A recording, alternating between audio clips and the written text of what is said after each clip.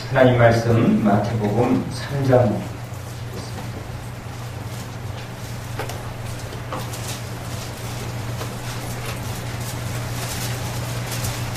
16절로 17절 말씀드리겠습니다.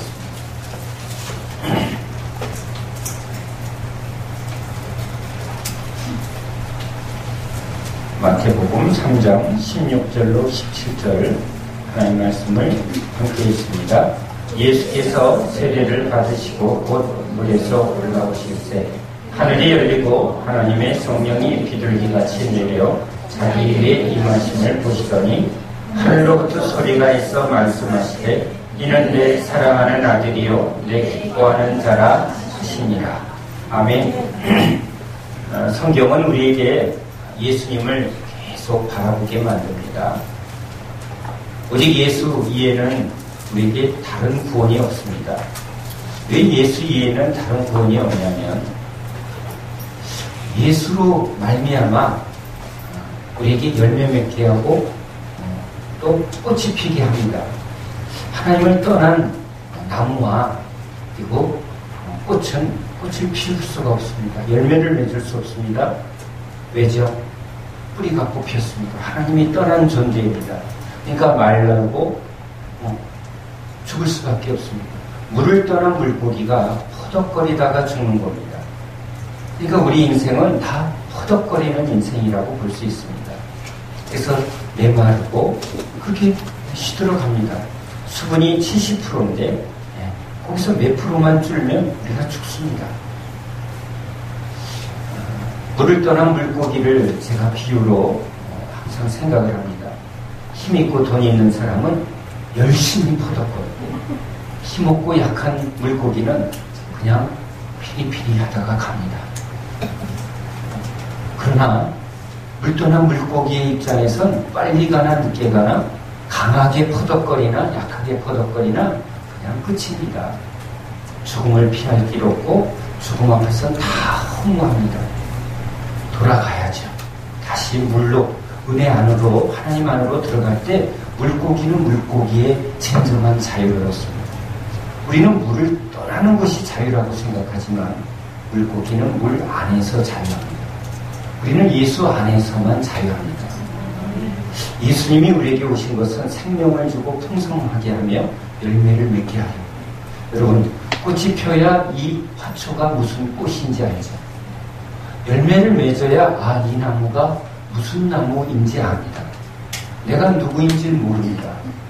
당신은 누구십니까? 그러면 우리는 우리 부모가 누군지 또 내가 지금 무엇을 하는지를 통해서 나를 증명하려고 합니다. 그게 그 사람입니다. 근데 예수님이 오셔서 인간은 하나님의 형상으로 지었는데 즉 하나님의 은혜로 하나님의 성령의 능력으로 열매를 맺으면 성령의 열매가 맺어지니까 하나님의 아들이죠. 육신의 부모를 통해서 또는 좋은 선생님의 영향을 통해서 그가 나타나면 그 사람의 열매입니다. 그러니까 상 받을 때 항상 그 얘기합니다. 부모님께 감사하고 또 나를 이렇게 가르쳐준 PD한테 스승님한테 왜요? 자기가 있게 한 원인이라는 것입니다. 그런데 우리 그리스도인은 뭐라고 말하죠? 하나님께. 이 표현이 뭐죠? 자기에게 나타난 이 모든 것은 누구로 말미암았다고요? 하나님으로 말미암았다는 그게 없는 사람은 내가 한 거죠. 자기 영광을 위하여 자기 이름을 위하여 이렇게 하는 겁니다. 그러니까 예수가 온 것은 하나님의 영광을 나타내게 하려. 열매가 나타나야 이게 사과가 있으면 사과나무구나. 그러니까 우리가 예수의 열매를 성령의 열매를 맺을 때야 우리가 저 사람이 하나님의 자녀구나. 하나님의 백성이나 열매 없으면 안 믿는 사람이나 우리나 똑같아 보입니다. 자, 오늘 예수님이 세례를 받으십니다. 세례를 받을 때 성령이 임하십니다. 주님이 저한테 이 질문을 하십니다. 내가 왜 세례를 받았는 줄 아느냐? 이런 질문하실 줄 꿈에도 몰랐어요. 예수님은 왜 세례를 받으시죠? 사람의 몸으로 오셨기 때문에 사람의 몸으로 오셔서 세례를 받을 때 성령을 받으시면 예수님은 선지자입니다. 예수님은 하나님이 아니시죠. 그러면 우리 구원이 깨집니다. 그렇죠? 엘리야나 똑같습니다. 사람으로 와서 성령을 받은 사람이 여러분 종들입니다. 아까 예수님이 그냥 인간으로 오셔서 성령을 이때 받으신 존재로 살았으면 예수님은 선지자입니다. 그래서 선지자라고 생각합니다. 유대인들이. 그런데 예수님은 완전한 하나님이시고 완전한 인간으로 우리에게 오셨습니다. 그런데 예수님이 자기의 신성, 자, 여기서 여러분 영적 비밀이 있습니다. 이건 아무도 신학계에도 없는 거예요.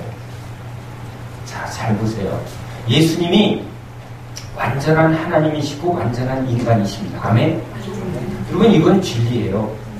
이게 깨지면 이단입니다. 뭐가 이단이냐면 예수님의 신성과 예수님의 인성을 부인하면 이게 이단입니다. 이게 우리 기독교의 가장 중요한 두 가지의 기준입니다. 삼위일체 하나님을 믿는 것과 예수님의 신성과 인성을 믿는 것. 이게 우리 기독교의 가장 큰 기준입니다. 여기서 무너지면 무엇을 잘해도 구원이 없습니다. 그러기에 우리는 예수님의 완전한 하나님이심을 믿고 완전한 인간이심을 믿습니다. 이게 중요합니다. 그런데 완전한 하나님이시라는 이 고백 속에 성령이 임하신 것은 이미 완전한 하나님이신데 성령을 지금 받으신 사건이죠. 이걸 이렇게 해석 안 하고 예수님은 그냥 인간으로 오셔서 이때 세례를 받을 때 성령을 받았다라고 말하면 이 구약의 종들이나 신약의 사도들에게 성령이 임했을 때 그들은 인간으로 와서 인간으로 성령을 받은 거나 예수님이랑 똑같으니까 예수님이 하나님의 온전한 하나님이라는 말은 사도들도 완전한 하나님이라는 말이 되는 거예요. 그러니까 그게 아니죠. 그렇게 하면 큰일 납니다. 그러니까 세례를 받기 이전에 예수님은 완전한 하나님이시고 완전한 인간이심을 우리는 믿습니다. 그런데 하나님이 완전한 하나님이신 예수님이 성령을 또 받으신 이유는 뭘까요? 자, 이제 이것을 주님이 이렇게 설명을 합니다. 베드로, 요한, 바울, 예수님. 여러분, 요 앞에 예수님을 빼면 베드로와 요한, 바울은 어떤 차이점이 보이나요? 여기는 어부 출신이니까요. 어부 출신이에요. 우리 학벌 사회로 말하자면 어디까지 공부한 것 같아요? 그렇죠. 초등학교 졸업, 초졸. 요한 보니까 어때요? 그냥 사도 요한. 주님 품에 기대던 사도 요한. 집안이 괜찮은 것 같아요. 그렇죠? 집안은 괜찮아. 근데 이렇게 말하고 행동하는 게 어느 수준 같아요? 고등학교는 졸업한 것 같아요. 고등학교에 고졸 정도 되는 것 같습니다. 바울을 보니까 어디 출신이에요? 그러니까 요즘 시대로 말하자면 서울대 법대 수석 졸업하네요. 서울법대 수석 졸업. 이렇게 S대, 그렇죠? S대 중에 법대 수석 졸업이에요. 자, 여러분 비유로 보면 이 세상에서는 달란트로 보면 여기 하나, 여기 둘, 여기 다섯이죠. 그죠? 이 비유로 보면 이거 경쟁하면 누가 제일 잘 살아요? 아니에요. 부잣집 아들이 제일 잘 살아요. 옛날에는 바울이 잘 살았는데 요즘은 그냥 물려받는 게 최고 잘 살아요. 자, 여러분 이게 세상의 원리죠. 태어날 때부터 여기 달리기 제일 잘하는 사람과 장애인이 경쟁하면 경쟁이 안 되죠. 여러분 공부 머리 되게 좋은 학생하고 이 IQ 참 떨어지는 학생하고 시험 보니까 잘 돼요, 안 돼요? 안 돼요, 여러분. 다 교수 됩니까? 아니에요. 공부 머리가 있습니다. 이게 다 부자 돼요, 안 돼요? 돈에 재능이 있는 사람이 있습니다. 이런 사람들은 돈이 보인대. 땅을 보면 뭐 이게 다 보인대네. 그렇죠? 우리는 땅을 보면 안 보여요. 안 보여요. 자, 이렇게 비유로 보면, 달란트 비유로 보면 이렇게 이거 가지고 세상은 삽니다. 경쟁하며 삽니다. 예수님은 몇 개이실까요? 무한대죠. 그걸 우리는 이렇게 무한대라고 말합니다. 예수님이 완전한 하나님이시라는 뜻입니다. 이렇게 오셨어요. 근데 예수님이 세례를 받으실 때 왜 받으셨냐면 자기를 부인하고, 예수님은 이 모든 말씀에 자기가 먼저 적용하십니다. 예수님은 자기 것으로 살지 않고, 무슨 말이죠? 베드로도 자기 가진 것으로 살지 않고, 요한도 바울도 예수님도 안 하고 무엇으로 살아요? 이제 성령을 세례로 받을 때 성령이 임합니다. 그죠? 성령이 임합니다. 자, 베드로도 성령을 받습니다. 요한도 성령을 받습니다. 바울도 성령을 받습니다. 예수님도 성령을 받습니다. 예수님이 하신 일을 너희도 하겠고. 근데 요거를 안 하면, 요걸로 살면 서로 사람들끼리 경쟁하죠. 남자냐 여자냐, 어디서 태어났냐, 얼마나 배웠냐, 차별이 생깁니다. 왜 하나님 나라는 공평하냐? 누구든지 성령을 의지해서 살면 똑같다는 거죠. 이게 복음이에요. 너무 쉽지만, 여러분, 성령 받은 베드로와 요한과 바울이 막 엄청난 차이가 있습니까? 아니에요. 이들은 뭘로 살죠? 바울이 나 서울복대 출신이야, 이거 주장해요, 안 해요? 이걸 뭐라고 그래요? 배설물로 여기고. 배설물 너무 고상해. 똥이야. 나에겐 이게 똥이 되고 해가 된대. 뭘 쓰기에 해가 돼요? 요 성령을 의지하는데 해가 된다는 거예요. 수사학을 배우고 설교학을 배웠더니 해가 된다는 거예요. 뭐가 나타나야 되는데? 성령의 능력이 말씀을 전할 때 나타나야 되는데, 자기가 배운 이 지식과 이 수사학, 논리 이런 걸 막 쓰려고 그랬더니 능력이 나타나요, 안 나타나요? 안 나타나더라는 겁니다. 금과 은을 썼더니 예수 이름의 능력이 안 나타나더라는 겁니다. 내가 서울대 출신이야, 내가 박사야 했더니 성령의 능력이 안 나타나더라는 겁니다. 그래서 이게 해가 됐다는 거예요. 이게 똥이라고 말합니다. 여기는 나 못 배웠어. 난 가방끈이 짧아. 교회 오면 이런 분들이 있어요. 난 옛날에 못 배웠어. 무슨 상관이죠? 우리 기독교는 뭐죠? 오직 하나님의 성령을 의지해서 사는 거예요. 여기에 지혜와 계시의 영이 있죠. 은사가 있죠. 능력이 있죠. 말씀이 있죠. 성령을 의지하면 열립니다. 세상의 지혜가 아닌 하나님의 지혜가 임합니다. 그러니까 교회는 무엇을 자랑해요? 하나님의 은혜를 자랑합니다. 주님이 역사하십니다. 주님이 깨닫게 하십니다. 주님의 지혜를 구하고 주님의 능력을 구하니까 가방끈 상관없습니다. 아멘? 성령이 충만하냐, 은혜와 진리로 충만하냐, 이게 교회의 기준입니다. 일꾼의 기준입니다. 이게 복음이에요. 예수님이 오신 것은, 예수님이 세례를 받으신 것은 세례를 받는 우리들에게 본이 되셔서 세례를 받을 때 성령이 임해서 이제 성령을 의지해서 예수님이 사역을 합니다. 하나님의 일을 합니다. 자신의 힘으로 하는 게 아니라 성령으로 하나님의 일을 합니다. 하나님의 일을 자신의 힘으로 하면 하나님은 우리에게 앵벌이 시키는 겁니다. 야, 네가 얼마나 벌어다오는지 내가 보고 삼줄게. 하나님의 일은 하나님이 능력을 줘서 일합니다. 기름 부음을 주시는 이유는, 성령을 주시는 이유는 하나님의 일은 하나님의 능력으로만 가능하기 때문에 돼요.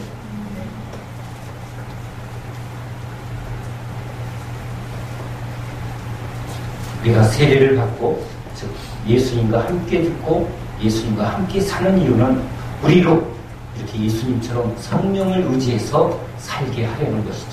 여러분, 성령이 아니면 사단을 이길 수가 없습니다. 여러분, 태권도로 말하자면 사단은 사단이에요.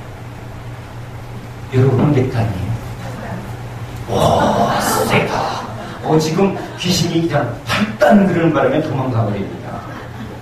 주로 사도들이 주님이 9단이시니까 겸손히 저는 8단, 사도 바울이 8단 이러고 있는데 우리 김영심 지사님이 오늘 아주 뻥치고 있습니다.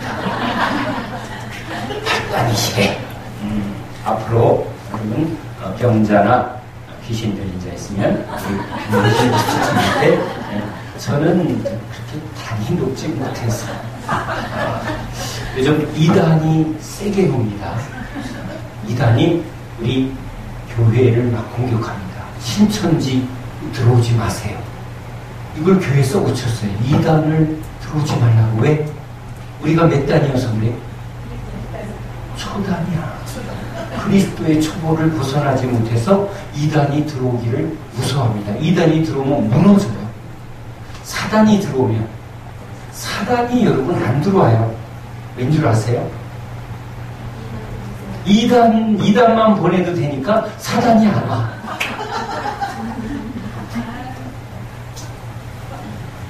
그래서 주님이 그리스도의 초단을 벗어나라고 해석을 여러분 이때 잘 들어야 돼요. 그리스도의 초보에 머물지 말고, 그렇죠? 자꾸 믿음의 성장을 나타내라고 말합니다. 제가 태권도를 조금 우리 다 하잖아요. 하얀 띠에서 노란 띠, 파란 띠, 빨간 띠, 까만 띠. 까만 띠에서도 이제 초단, 2단, 3단, 4단 이렇게 해요. 4단은 사범이에요. 사범. 도장을 차릴 수 있는 사람.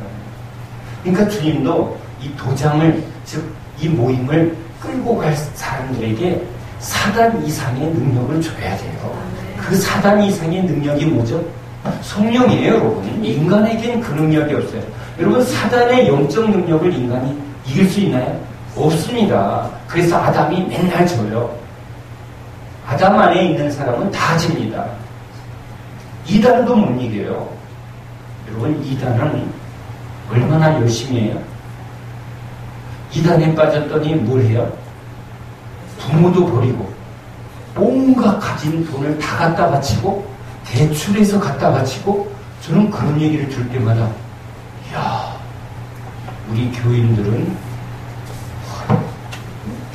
그러니까 2단이 더 세. 목숨 걸고 해요. 왜? 구원받으려고. 14만 4천에 들어가려고 모든 걸 다 희생해요. 근데 우리는 정통인데 왜 그러죠? 그게 참 신기해요. 우리가 지금 몇 단이어야 되죠? 우리는 적어도 지금 5단 이상이 돼요. 그렇죠? 그 능력은 여러분 결심에 있는 게 아니라 크게 선포하면 5단이 되는 게 아니에요. 그냥 아멘 크게 하면 되는 게 아니라 뭐예요? 성령이 임해요. 그래서 베드로와 사도들이, 제자들이 쫓아다니다가 사단한테 당해요, 안 당해요? 베드로가 3번 부인한 사건 뒤에 누가 있죠? 사단이 밀값을 뜬 너를 청구했다고. 이거 뭐예요? 키로 이 밀을 까불려고 이렇게 키질했다는 거예요. 그러니까 베드로가 거기에서 사단한테 이렇게 뭐예요? 완전히 놀림 당한 거예요. 사단한테 한번 당해보셨나요? 안 당해보셨죠? 못 당합니다. 제가 엄청 당했어요. 사단이 압니다. 제가 귀신 쫓는 훈련을 할 때 10,000마리 귀신 두목이 신속주 문중 종손 안에서 드러난 적이 있습니다. 이 귀신이 얼마나 말을 잘하냐면 딱 보면 압니다. 저를 딱 보더니 전도사님 옛날에 우리한테 많이 당하셨습니다. 제가 알코올 중독, 도박 중독, 룸사롱 중독 이런 온갖 중독이에요. 그런데 이 뒤에 누가요? 사단이 저를 날마다 갖고 놀았어요. 근데 제가 주님의 은혜를 받고 나니까 제가 얘네들을 쫓는 일을 하고 있습니다. 누가 했죠? 그게 누구의 능력이죠? 하나님의 능력입니다. 우리 힘으로는 여러분 이길 수 없습니다. 성령이 임하면 그 성령의 능력이 이기게 하는 거죠.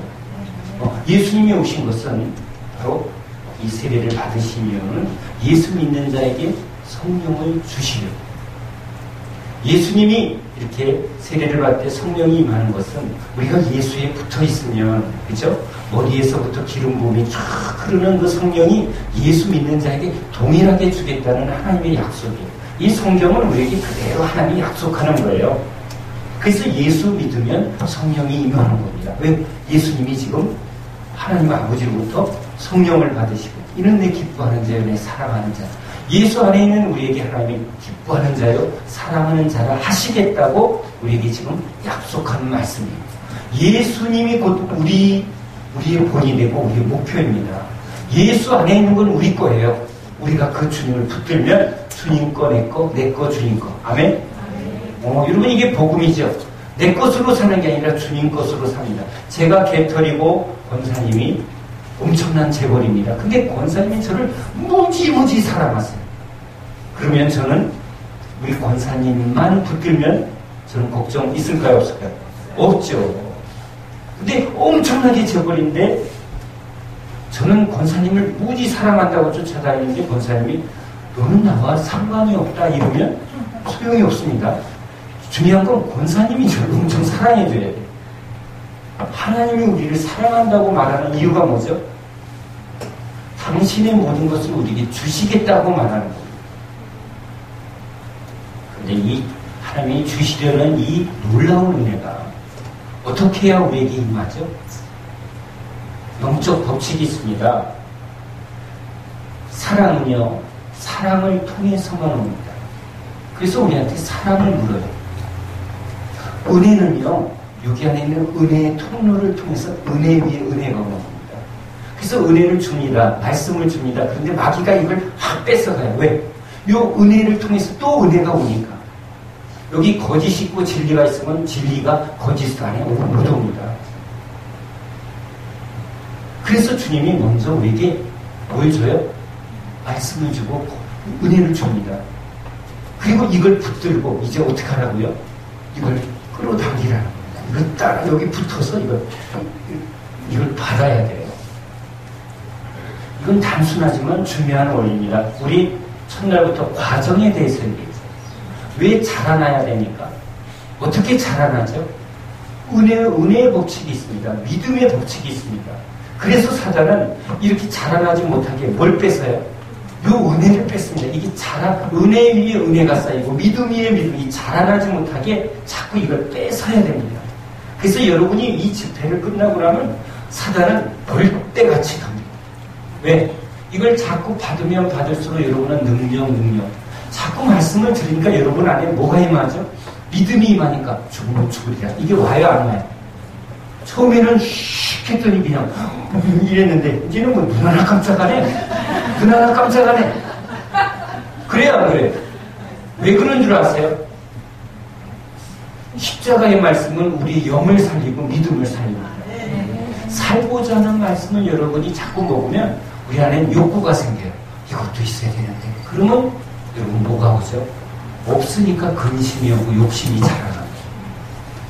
이걸 자꾸 올라가야지. 그러면 여러분 뭐가 생겨요? 욕구가 생깁니다. 더 살고자 합니다. 욕심이 커집니다. 영이 죽습니다. 그런데 죽으면 영이 삽니다. 이게 법칙이에요. 영이 살면 영은 더 영이신 하나님께 더 간구하게 돼 있습니다.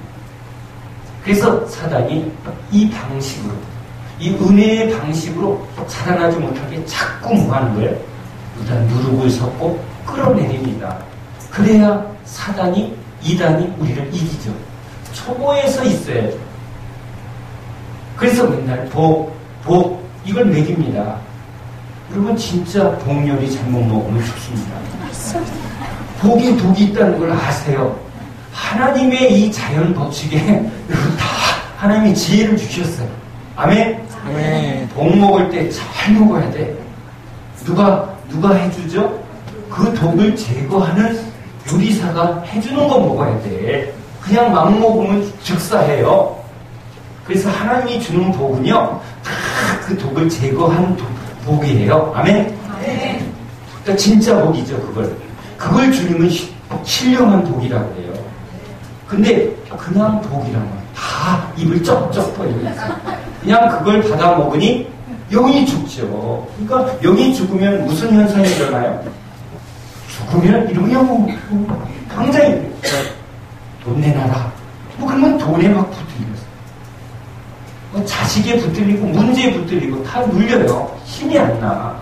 그러니까 무슨 능력만 나와요? 매달리는 능력만 있어요. 그냥 밤새 기도하면 그게 능력인 줄 알아요. 능력은 여러분 내가 몇 시간 기도하느냐에 있는 게 아니라 성령의 능력이 능력입니다. 사람도 돈이 능력인 줄 알다가 돈을 막 붙드는 거예요. 우리는 이제 깨닫습니다. 뭐가 능력이라고요? 은과 금이 아니라 예수 이름으로 역사하는. 자, 이제 부르짖으라 했더니 두세 사람이 모여서 예수 이름으로 기도하면 하나님이 우리와 함께하는 게 능력이죠. 성령은 바로 예수의 이름으로 나아갈 때, 예수의 이름을 붙들 때 성령으로 우리에게 임하십니다. 두세 사람이 모여서 기도하는 것은 내가 너와 함께 있으리라. 주님이 우리와 함께 하십니다. 그래서 예수님이 지금 세례를 받으십니다. 이 세례를 받으신 것은 우리에게 성령으로 살게 하심이죠. 여러분, 하나님에게는 하나님의 목적이 있습니다. 하나님은 첫 실패의 고통이 됐어요. 아담을 만들었는데 아담을 통해서 이루실 계획이 있었는데 누가? 사단한테 아담이 깨졌어요. 자, 이제 주님이 다시 이제 계획을 할 때 사단을 이길 계획을 갖고 계시죠. 그래서 우리는 아브라함, 믿음의 조상을 세울 때 이 아브라함을 어떻게 훈련해요? 이 세 가지 사단의 시험을 이기도록 하나하나 훈련했다는 것을 우리 말씀 속에서 봅니다. 예수님도 지금 성령을 먼저 받으시고 광야로 나아가서 시험을 받습니다. 성령 없이 광야에 시험 가면 저요, 이겨요. 저요, 여러분. 우리가 지는 이유는 딱 하나입니다. 교회가 이 세상에 지는 이유는 딱 하나입니다. 성령의 능력이. 교회에 성령의 능력이 사라지면 은과 금은 풍성하거니와 성령의 능력이 없다. 이러면 여러분, 그 교회는 어느 집사님이 이런 저한테 말을 합니다. 기도 중에 하나님이 교회를 보여주는데 큰 뱀이 교회를 이렇게 둘러싸고 있다. 그 말을 저는 이렇게 해석을 했습니다. 아, 포로 수용소구나. 사단이 교회를 이렇게 꽉 묶어놓고 여기 포로 수용소다 이렇게 말하는 것 같아요. 우리가 뱀을 잡아놓고 꽉 머리를 밟고 철장 권세, 예수 권세 딱 이루고 있어야 되는데 뱀이 교회를 꽉 묶어놓고는 포로 수용소 이루는 것 같아요. 여기는 지금 내가 다 잡아놨다 이렇게 보이는 것 같아요.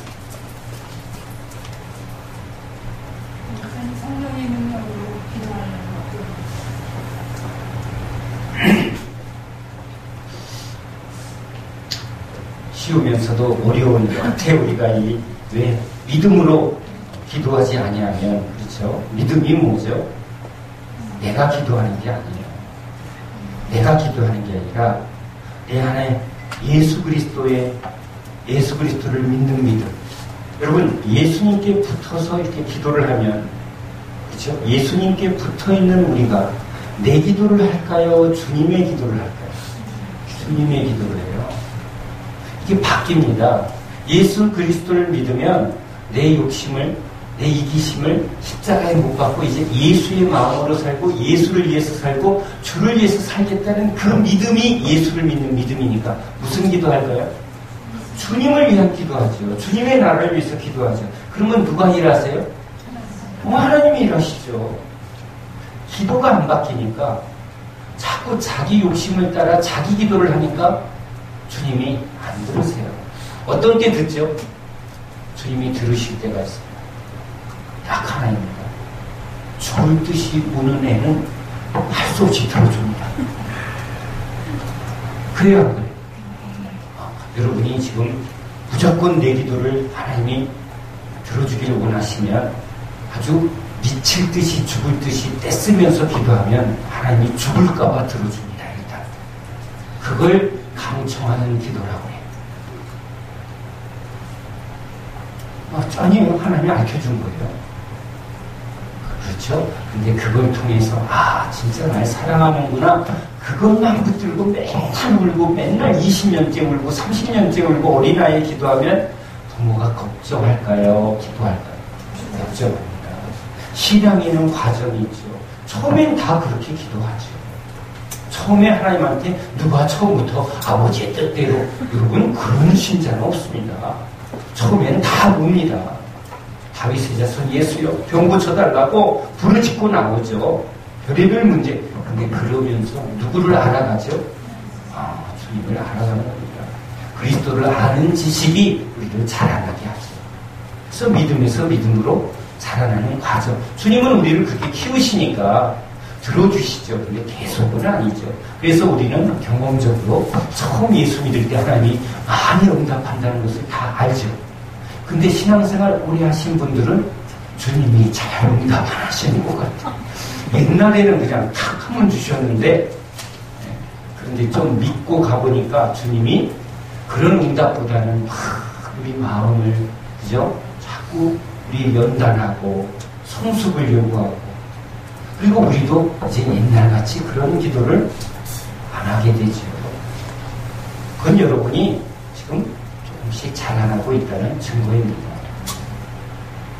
자, 이제 제자들이 여러분 예수님을 따라가면서 은사도 체험하고 하나님의 능력도 경험했지만 결국은 사단 앞에 박살이 나는, 죽음 앞에 도망가는 자신의 현실을 보고 나서야 진짜 뭐가 필요했죠?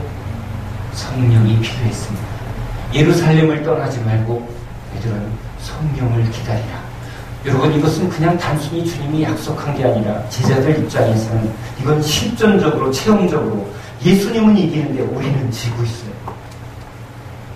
뭐가 필요하죠? 주님처럼, 우리도 주님처럼 저렇게 십자가를 질 수 있고 사단의 유혹을 이길 수 있고 아버지 뜻대로 죽을 수 있는 믿음, 그 믿음은 성령이 충만히 임해야 되겠죠.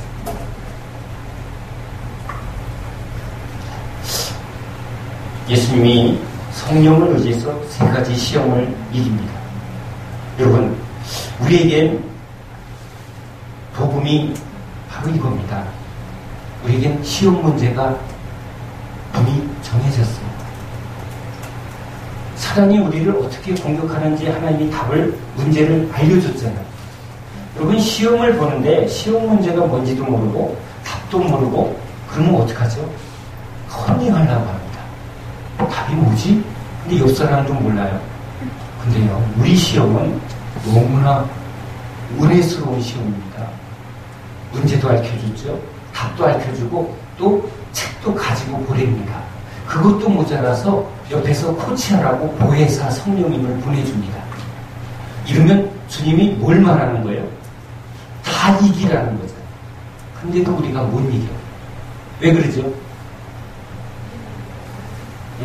아니 주신 것을 제대로 붙들질 못해. 문제가 여러분 광야의 세 가지 시험에 대해서 예수님이 먼저 문제를 딱 알려주죠. 돌을 떡으로. 지금 하나님의 이 능력을 가지고 뭐부터 채우라고? 자기의 육신의 필요를 먼저 채우라고. 그러니까 우리는 육신의 필요에 먼저여야 돼요? 하나님의 나라와 의를 먼저 해야 돼요? 근데 우리는 육신이 먼저잖아. 그러니까 육신의 먼저를 추구하면 사단의 이 시험에 걸리는 거죠. 그러니까 주님 일단은 좀 내 문제, 내 육신의 문제를 해결해 주세요 라고 기도하면 누가 좋아하죠? 네, 사단이 걸리는 거야. 근데 우리가 주로 무슨 기도해요? 육신의 기도를. 그러니까 첫 번째 시험에 이미 답을 줬는데도 답이건 문제건 상관도 안 해요. 무조건 지금 문제만 생기면 그냥 새벽부터 나가서 그냥 쫙 부르짖고 하는데 주님이 귀가 아파요.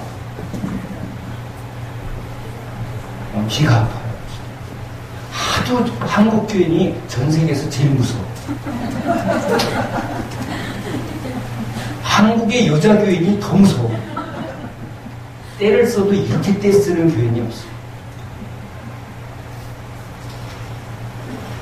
자, 세 가지 시험에 우리가 어떤 문제가 주어지고 그걸 이길 답이 뭔가를 예수님이 계속 이렇게 하라고 알려주고 있죠. 까먹을까봐 성경에 기록해놓고 또 봐도 모를까봐 성령께서 그것을 깨닫게 해주시는데도 우리는 문제도 해석도 안 하고 성경도 찾지도 않고 주님한테 어린아이처럼 묻지도 않아요. 문제만 생기면 그냥 일단 먼저 해결해 달라고 막 이러고 있는 거예요.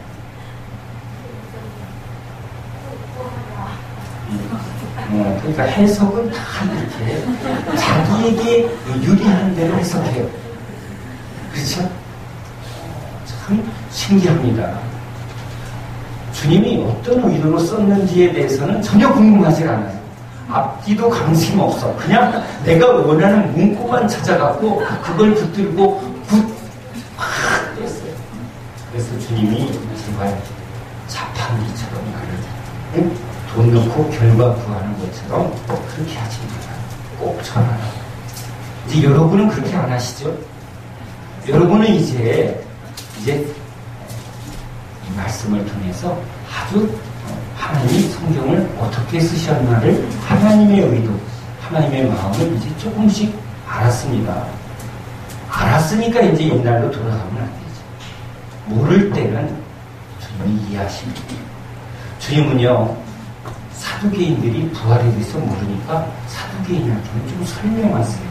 근데 바리새인들은요, 요것들은 알만한 놈들이 알면서도 계속 지금 딴짓거리 하니까 주님이 독사의 새끼다. 결국은 주님의 말씀과 뜻이 뭔지를 알면서 결국은 포기 안 하는 게 있어요. 그들 안에 있는 이 욕심. 신학생들에게 제가 하나님의 말씀을 전한 적이 있습니다. 그랬더니 한 장신대 신대원 졸업생이 말합니다. 목사님, 그렇게 설교하면 누가 와요? 교인들 안 오잖아요. 그래서 그렇게 말해요. 왜? 맨날 죽으라고 설교하고, 응? 그런 게 복이 아니라고 하면 누가 오냐는 거예요. 그래서 오거나 말거나 우리는 주님이 저라는 말을 한 거지. 그랬더니 그러면 어떻게 먹고 살아? 우리가 먹고 살라고 일하냐? 주님이 우리를 먹이시든지 죽이시든지 그건 주님의 뜻이야. 그랬더니 그 친구가 고개를 톡 숙이면서 심각하게 고민을 하는 거예요. 그래서 물었습니다. 전도사님, 뭐가 진짜인지를 알아? 그랬더니 안 돼. 근데 알면서 왜 그래? 왜 고민하죠? 그래요. 여러분도 진짜 복음을 알면, 그렇죠? 주를 위해서 살고 주를 위해서 죽어야 되는데 아멘 해놓고 집에 가면 현실 속에 돈도 벌어야 되고 알지만 신학생들, 목사들 욕할 거 없어. 뭘 못 이기면, 그러면 이걸 이기는 건 내가 하는 게 아니라 주님이 해주셔야 되는데 주님이 누구한테 해주죠? 이럴 때 구하는 거예요. 뭘 구하라고요? 주님, 내가 죄를 이기고 싶고 내 욕심을 이기고 싶고 주님 뜻대로 살고 싶은데 지금 내 안에 뭐가 가득하더라고요.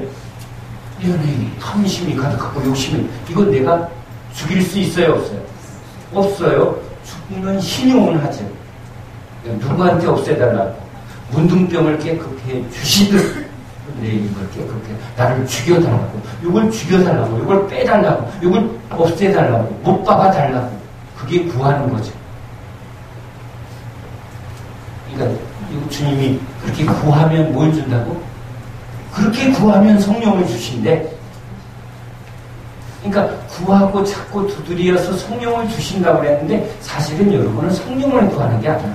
구하고 찾고 두드리는 건 그냥 내가 오늘 돈 없고 사업이 안 되니까 그거 달라고 그랬지. 그러니까 뒤에 성령을 준다는 그 말도 빼. 뭐만 있어요? 구하고 찾고 두들기면 주신다는 것만 있어요. 남편분이 성령 충만하길 원하십니까? 아멘이죠. 하루 성령 충만하더니 아프리카로 선교 가자고 집 팔고 애들 뭐 대학 보내봐야 뭐해. 이러면서 갑자기 막 성령 충만해갖고, 네? 제가 불 받으니까 눈에 뵈는 게 없어요. 뭐 지하실이건 다 간판이건 어떻게 하면 주를 위해서 죽나 막 이러고 성교지 갈통이 나고 우리 사모가 좋아했을까요? 안 좋아했을까요?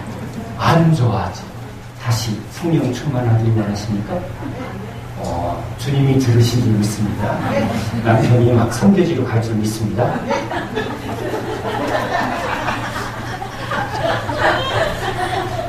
오늘 한번 간절히 기도해보세요. 하나님, 우리 남편 확 꺾어서 십자가에 못 박아서 성령 충만하게 해갖고 아프리카 선교사로 보내주시옵소서. 그렇게 막 간절히 기도하면 주님이 분명히 말씀하실 것입니다. 뭐라고 하실까요? 아니에요. 네가 먼저 죽어라.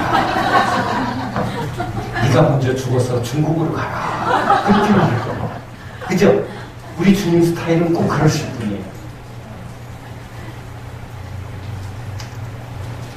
자, 우리 성경 속에 하나님이 이것을 쓰신 목적을 잘 생각하면서 마태복음에서 14장을 좀 14장 23절에서 22절에서 33절까지 하나님 말씀해 보겠습니다. 마태복음 14장 22절에서 33절 읽습니다. 예수께서 즉시 제자들을 재촉하사 자기가 무리를 보내는 동안에 배를 타고 앞서 건너편으로 가게 하시고 무리를 보내신 후에 기도하러 따로 산에 올라가시니라. 저물매 거기 혼자 계시더니 배가 이미 육지에서 수물이나 떠나서 바람을 거스름으로 물결로 말미암아 고난을 당하더라. 밤 사경에 예수께서 바다 위로 걸어서 제자들에게 오시니 제자들이 그가 바다 위로 걸어오심을 보고 놀라 유령이라 하며 무서워하여 소리 지르거늘 예수께서 즉시 이르시되 안심하라. 나니 두려워하지 말라. 베드로가 대답하여 이르되 주여 만일 주님이시거든 나를 명하사 무리로 오라 하소서 하니 오라 하시니 베드로가 배에서 내려 무리로 걸어서 예수께로 가되 바람을 보고 무서워 빠져가는지라 소리 질러 이르되 주여 나를 구원하소서 하니 예수께서 즉시 손을 내밀어 그를 붙잡으시며 이르시되 믿음이 작은 자여 왜 의심하느냐 하시고 배에 함께 오르사 구름에 바람이 그치는지라 배에 있는 사람들이 예수께 절하며 이르되 진실로 하나님의 아들이로소이다. 아멘. 자, 여러분 이 말씀은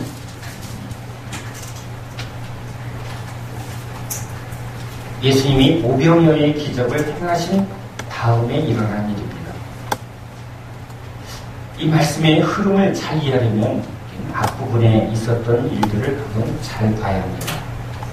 오병이어의 기적, 여러분 우리가 그 속에 있었다면 어땠을까요? 그 당시 여러분 참 힘든 시대입니다.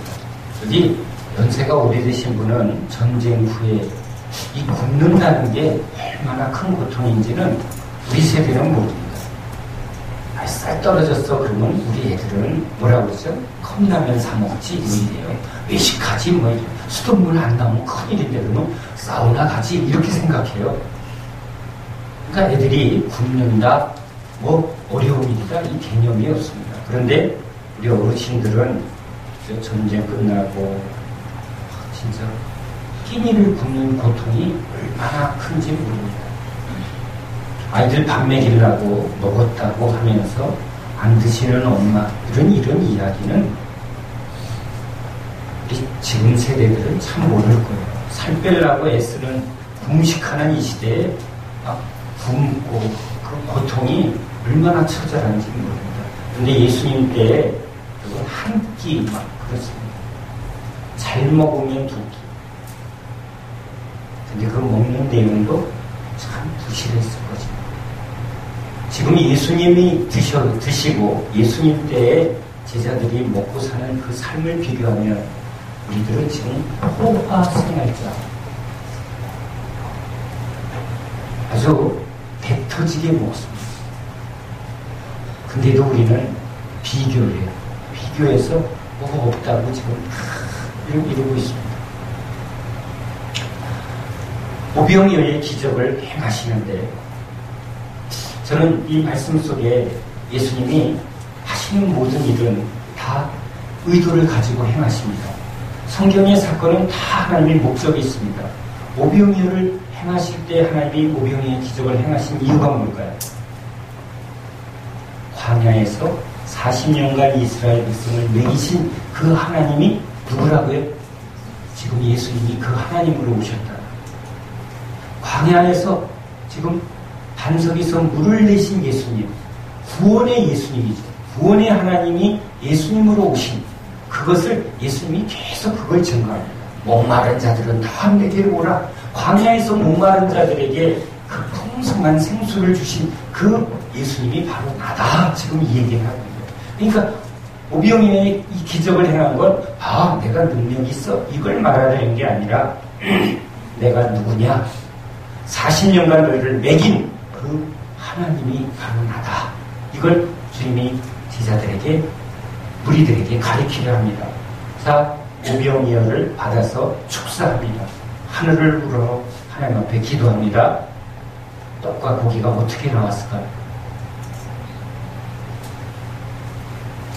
하늘에서 내려오는 만나를 연상시키면서 주님은 분명히, 여기는 안 써있는데 모든 행위는 당신이 누구신가를 지금 말하려고 하십니다. 그러니까 광주리에서 마술사처럼 짠짠짠, 그죠? 마술사들은 뭐 여기서도 꺼내고 여기서도 꺼내고 뭐 이렇게 막 꺼내죠. 예수님은 마술을 보이는 게 아니라 하나님이 우리를 어떻게 하셨는가를 자꾸 알게 하시려는 거니까, 오병이어를 할 때도 저는 분명히 하늘을 향하여 기도하시고, 사람들이 하늘을 볼 때 주님은 이 오병이어를 주님 앞에 올려드리면서 축사하시고 기도하실 때 여기서부터 계속 떡과 고기가 쏟아져 내려오는 것을, 이 기적이 하늘로부터 내려오는 것을 사람들에게 보게 했을 것입니다.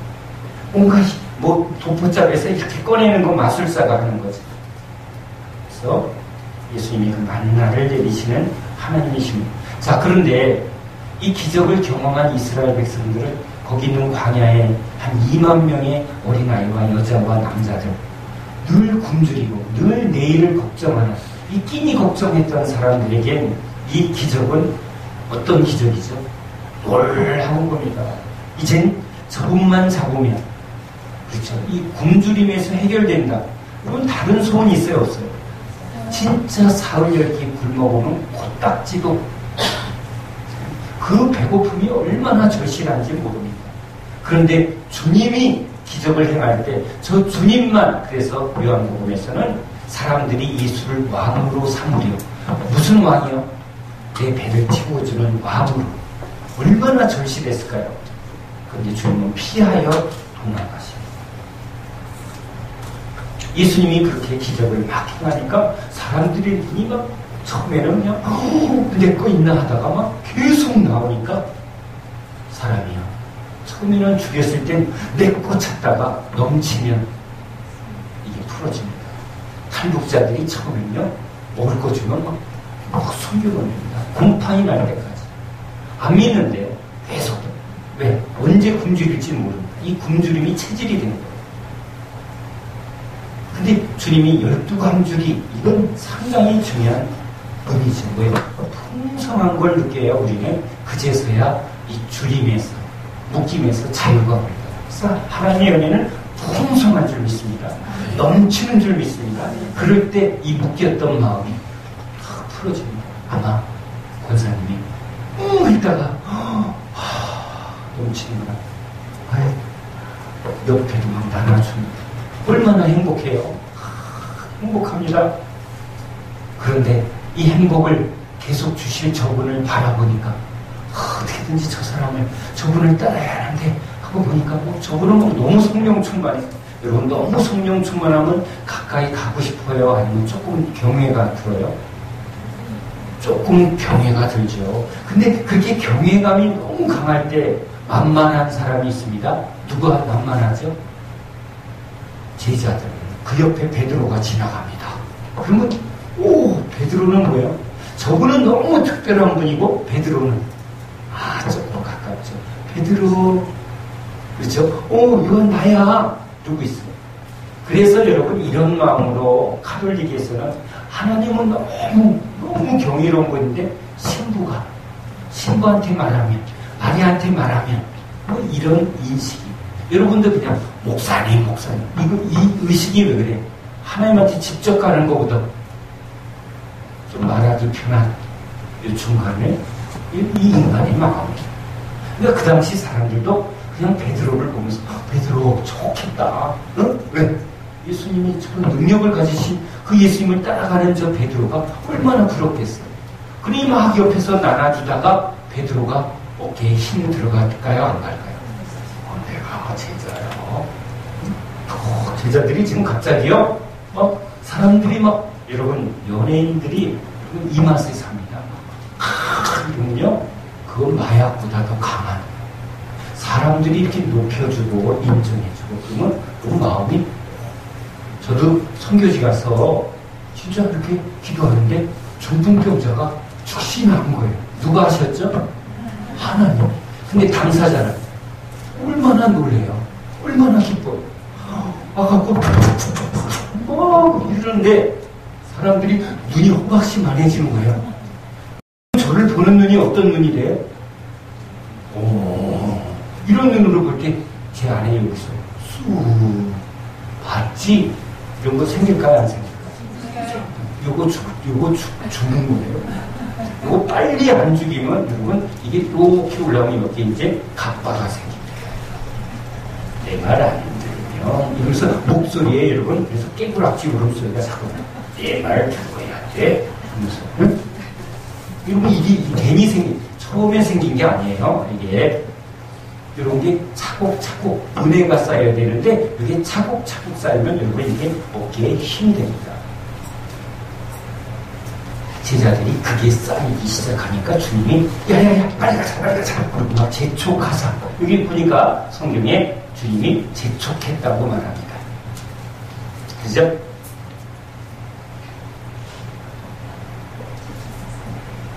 예수께서 즉시 제자들을 재촉하사. 이 재촉하는 주님의 마음이 막 느껴지시나요? 여러분 진짜 주님은요 우리를 하나하나 다 책임져 주세요. 진짜 주님을 따라갈 때만 이렇게 해주시지 이 주님을 안 따라가면요 우리는 다 타락합니다. 뭐 능력 주고 은혜 주고 그걸 붙들고 주님을 안 따라가면 이런 사역자들이 다 어깨에 힘주면서 하나님 노릇하다가 다 타락해버려요. 능력이 중요한 게 아니라 주님이 중요합니다. 그래서 주님이 지금 재촉하고 쫓아냅니다. 어디로 쫓아내죠? 바다로 쫓아내요. 뭐가 기다리고 있어요? 배가 기다리는데 이 배가 지금 바람에 풍랑에 흔들리고 있습니다. 자, 그런데 거기에 지금 물결로 말미암아 고난을 당하다. 아니 주님이 쫓아냈는데 고난을 당하는 곳으로 쫓아내요. 여러분 고난을 당하면 그 높아진 마음이 낮아질까요? 안 낮아질까요? 낮아집니다. 낮아진 곳에 주님이 오세요. 여러분 주님은 본인이 겸손하시고 낮아지신 분이에요. 주님이 엎드려 계시는데 우리가 서 계시면 여러분 주님 음성이 들릴까요? 안 들릴까요? 주님 눈하고 맞출 수 있어요? 없어요? 그래서 엎드리라는 거예요. 엎드리면 거기 주님이 이미 엎드리고 계세요. 여러분. 이게 조금만 높아지면요 주님하고 눈을 못 마주쳐. 조금만 높아지면요 주님의 소리가 안 들려요. 왜냐하면 주님은요 큰 소리로 이렇게 외치는 분이 아니에요. 조용히 말씀하세요. 세미하게 말씀하세요. 그러니까 주님이 늘 엎드려 계시고 낮은 곳에 계시니까 우리도 낮은 곳에 가고 바짝 엎드려야죠. 주님이 엎드리면 우리는 어떻게 엎드려야 돼요? 그렇죠. 예? 쫙 뻗어야 되는데 그렇죠. 근데 우리가 목이 뻣뻣하대. 목이 뻣뻣하대. 주님 소리 들려야 안 들려요? 안 들려요. 그리고 위로 올라가면 누가 기다려요? 사단이 그냥 광명의 천사로 영광을 줄게. 이러고 있는 거예요. 영광? 그럼 기가 막히만 해지. 막 사람들의 인기를 예? 인기가 여러분 얼마나 뛰어내리라. 권력, 여러분 권능과 능력이 나오면 사람들이 목사님 그런 거 있어요, 없어요? 옛날 부흥사 그랬더니 그렇죠. 목사님 감히 근처도 못 가. 목사님을 한번 안수 받으려고 막 이래. 안수 한번 받는데 뭐 몇백을 받는 데나 개떡 같은 소리를 다 해요. 진짜. 그러죠? 여러분 있을 수 없습니다. 자, 주님이 엎드려 계시고 주님이 낮아지십니다. 우리는 주님 앞에 있어야 되고 주님 음성 들어야 되고 주님과 눈을 맞춰야 돼요. 그러니까 여러분 날마다 목을 치고 허리를 꺾어서 무릎을 꺾어서 주님 앞에 바짝 엎드리시기 바랍니다. 저는 가톨릭에 대해서 뭐 할 말은 없는데 그 신부들이 뭐 소품 받는데 오체 투지가 뭐 쫙 껐대요. 나 그거는 참 잘한다. 왜? 이 원리로 보면 그 신부들이 그거는 안 해. 흉내만 내는 건지 진짜 그렇게 하는 건지는 주님만 아시지. 우리도 무릎을 꿇고 또 두 손을 들고 뭘 해도 마음은 어떻게 해요? 쫙. 아멘? 네. 자, 이제 주님이 이제 밤에 그 배에 나타납니다. 여러분, 이걸 한번 생각해 보세요. 여기 지금 배에 제자들이 이렇게 있습니다. 여기 지금 11제자가 있고요. 지금 물결에 예수님이 딱 걸어오십니다. 근데 여기 베드로가 지금 주여, 여러분은 지금 이렇게 걷고 싶어요? 이 안에 있고 싶어요?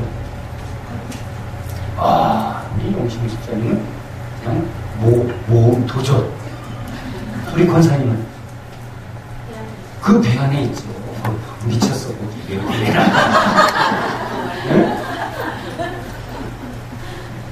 베드로는 나도 걷고 싶어요. 그렇게 보이지만 그게 목적이 아니죠. 여러분도 이 말씀 붙들고 또 한강에 나가서 주여 나도 우리를 걷게 해 주시옵소서 하고 여러분 이런 분들 있을까요, 없을까요? 여러분은 없는데 기록 속에는 있어요. 빠졌을까요, 걸었을까요? 네, 빠졌습니다.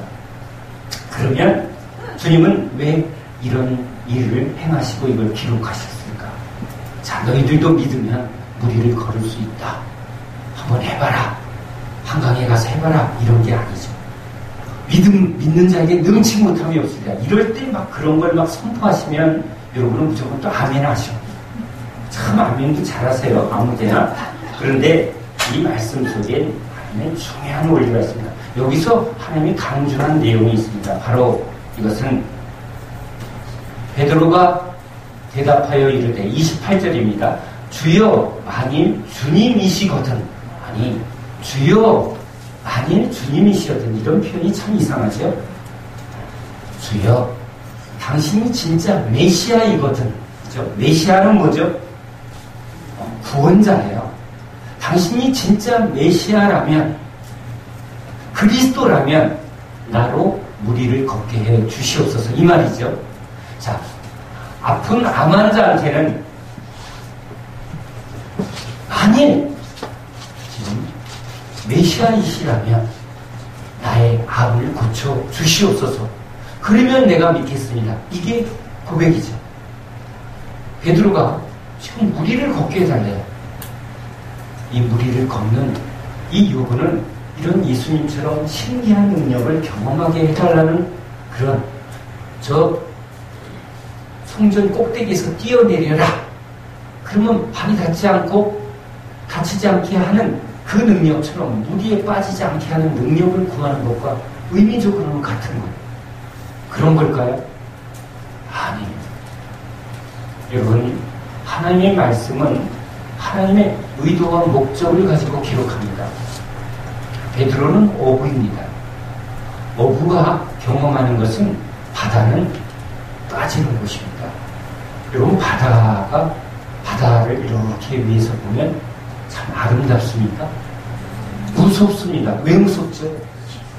거기 빠지면 무슨 일이 있어서? 왜 바다는 빠지면 죽죠? 바다에서 우리가 살 수 있는 능력이 있어요, 없어요? 우리 바다는 빠집니다. 그래서 배를 만드는 거예요. 바다는 죽음의 장소입니다. 바다는요, 뱀이 나옵니다. 옛뱀, 용이 나오는 곳이 바다입니다. 바다는 죽음을 상징하고 사망 권세를 상징해요. 그래서 이 바다는요, 항상 바람이 불고 풍랑이 불며 여기서 두려움이 있고, 이걸 여러분 싸우려고 지금 배를 인간의 힘으로 이걸 이기려고 배를 지금 만들어내는 거예요, 지금. 근데 주님은 이 인간의 힘으로 이걸 안 빠지는 게 아니라 뭘로 지금 걷고 있죠? 성령의 능력으로, 그렇죠?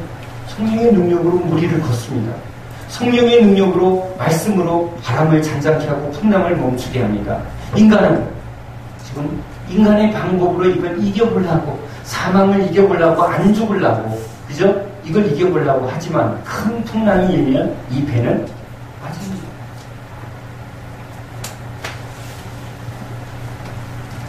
아담과 하와가 벌거벗었습니다. 선악과를 먹고 치부가 드러났습니다. 죄가 드러났습니다. 뭘로 가렸죠? 나뭇잎으로. 나뭇잎은 시간이 지나면 마르죠. 바람이 불면 떨어지죠. 이 배는 이 사망 권세와 이 죽음을 이기는 게 아니라 지금 어떻게든지 안 죽으려고 버티지만 큰 파도가 오면 다 죽을 수밖에 없는 존재의 의미를 말합니다. 자, 여기가 안전한 곳이 아니죠.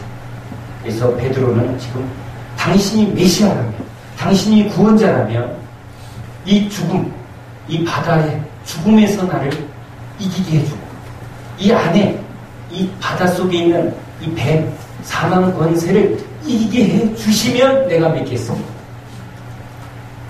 나로 무리를 걷게 해주세요. 이 말은 물에 빠져서 죽을 수밖에 없는, 사망에 붙들려서 죽을 수밖에 없는 나를 이 무리로 걷는 것처럼 나를 사망에서 생명으로 옮겨주시고, 저 악한 원수마귀가 나를 물에 빠져서 허부적 살뚱말뚱 이렇게 만드는 저 사망 권세를 이기게 해주세요. 그 위를 이렇게 그냥 밟고 다니게 해주세요.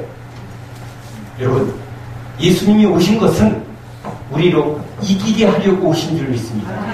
여러분, 베드로가 예수님을 따라갔더니 성령이 임하고, 이제 베드로가 뭘 이기죠?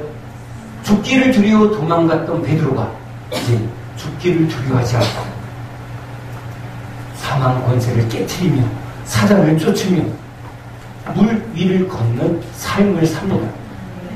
전에는 물에 빠져서 허부적거리던 인생이죠. 예수님이 오신 목적, 만일 주시어도 당신이 예수님의 메시아인 그 증거는 단순히 병 고쳐주는 게 아니라 예수님이 오신 목적은 우리를 물에 빠져 죽을 수밖에 없는, 사망에 죽을 수밖에 없는, 저 사단에 붙들려 끌려갈 수밖에 없는 우리들을 이기게 하려고, 그 위를 걷는 것처럼 이기게 하려고 오신 분이 예수님이십니다. 아멘. 성경은 하나님의 신학의 목적을 가지고 썼습니다. 그러니까 하나님의 입장에서 풀어야지. 이걸 인간의 입장에서 나도 우리를 걷게 해주세요라는 어떤 현상을 또 믿습니다라고 한다면 이 기적을 행하고 이 말씀을 기록한 하나님의 목적을 놓치게 되는 거죠. 광야에서 하나하나의 사건이 다 예수님을 지금 나타내게 한 것처럼 예수님이 하신 모든 기적은 또 그 기적 속에 당신이 메시아임을, 하나님의 아들이심을, 그걸 나타내게 하려고 행하셨던 것이죠.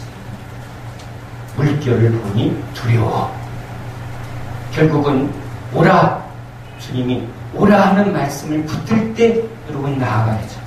말씀 없이 나가면 빠집니다.